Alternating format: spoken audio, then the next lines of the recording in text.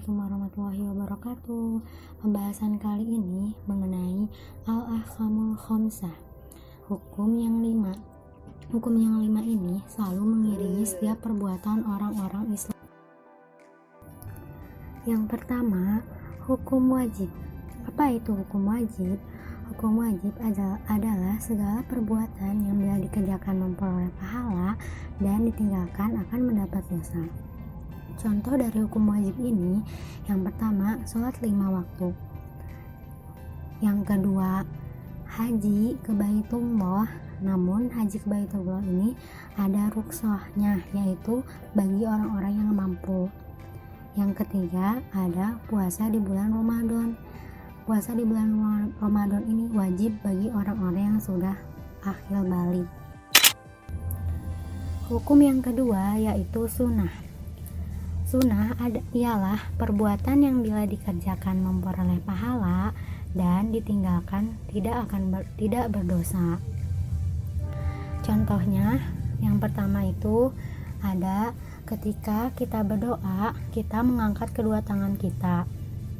Yang kedua yaitu sholat tahajud di sepertiga malam. Yang ketiga yaitu makan kurma dalam jumlah ganjil. Yang ketiga, haram. Apa itu haram? Haram ialah perbuatan yang bila dikerjakan mendapat dosa dan bila ditinggalkan akan mendapat pahala. Nah, contoh-contoh dari perbuatan haram, yang pertama, kita dilarang meminum minuman yang memabukkan. Salah satunya meminum khamr. Mengapa kita dilarang? Karena meminum minuman yang memabukkan dapat membuat kita tidak sadarkan diri, dan dengan begitu kita akan melakukan perbuatan yang tidak baik. Yang kedua, kita dilarang memakan daging babi.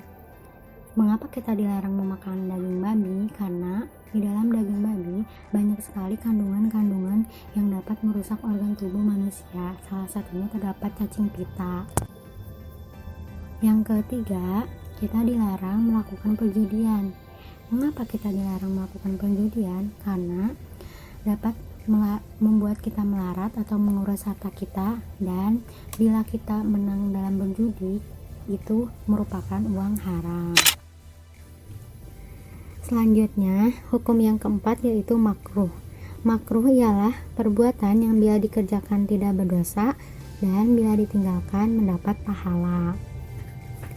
Salah satu contoh-contoh perbuatan makruh, yang pertama, makan dan minum dalam keadaan berdiri. Yang kedua, menyikat gigi saat berpuasa. Yang ketiga, tidur setelah sholat subuh. Yang terakhir, hukum mubah. Mubah ialah perbuatan yang bila dikerjakan ataupun ditinggalkan tidak berpahala maupun berdosa. Contoh-contoh perbuatan yang dihukumi mubah, yang pertama, duduk.